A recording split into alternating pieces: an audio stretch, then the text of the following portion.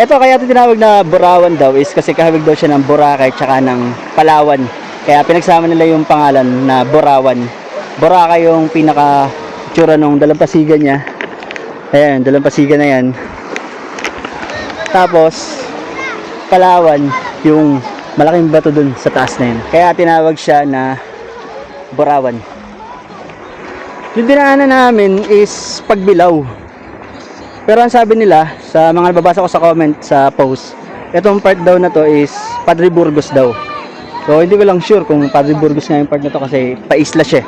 So i-clear natin mamaya, alamin natin kung Padre Burgos ba talaga yung pinaka location ng part na to. Tapos dun sa mga gusto pumunta dito, para di na kayo mahirapan, meron siya sa Google Map. Ang hanapin nyo is Borawan Beach, Padre Burgos. Ayan.